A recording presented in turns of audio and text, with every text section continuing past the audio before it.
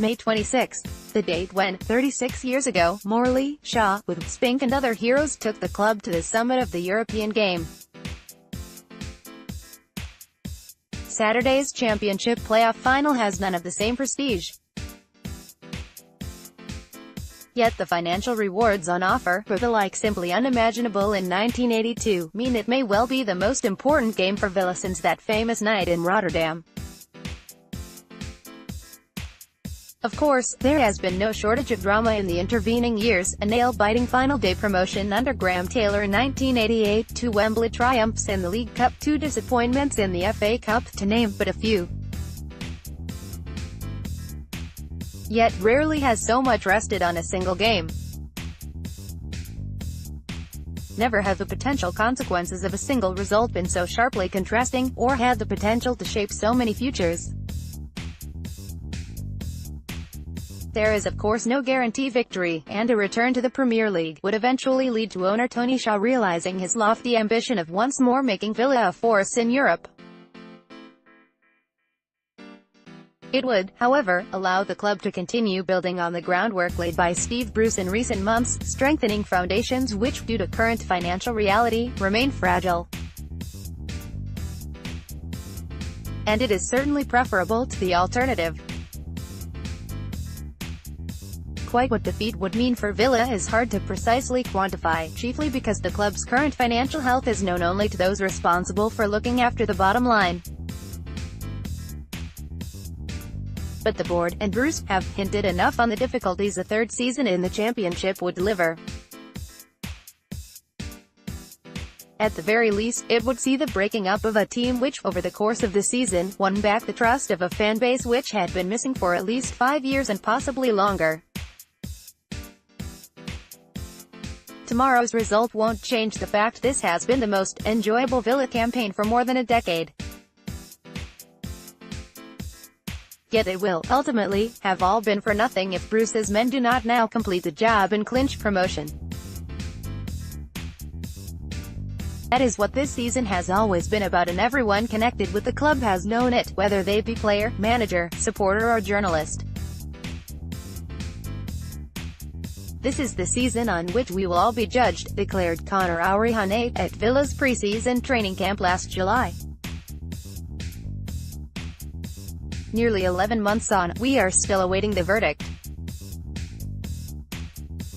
Many of the seeds for this potentially decade-defining match were sown during the decline, which led to the club exiting the Premier League in such an horrendous state 2 years ago. A failure to then secure an instant return only further raised the stakes. The club's most recent set of accounts, made public in February, revealed the serious start Villa had at getting back at the first time of asking. Nearly £90 million was spent on player signings in the first 2 transfer windows following XIA's £72 million takeover in June 2016. Villa finished last season 13th, with the implications of falling short quickly seen in the drastically reduced sums available to Bruce in the most recent 2 windows. The accounts gave an indication of the challenges Villa would face if they remain in the championship, with revenues already down by more than a third after just 1 year out of the top flight. Reduced parachute payments mean those figures only fall further the longer they stay away. Miss out at Wembley and Shaw would be forced to pull the purse strings even tighter still. In addition to the nearly inevitable exits of key players like Sam Johnston, Robert Snodgrass and John Terry, Villa would likely be faced with some tough decisions over several others. In such a climate, not even Bruce's future can be completely guaranteed. It could be some time before Villa are so strongly equipped to challenge again. Win, however, and the outlook is completely different. Promotion is worth an estimated £132 million to Villa, meaning there would a good chance of keeping the current group largely intact and building on the feel-good factor developed in recent months. Further significant investment would undoubtedly be required for Villa to survive in the top flight. No one is questioning that. But they would at least be relieved from the immediate financial pinch and in a position to grow.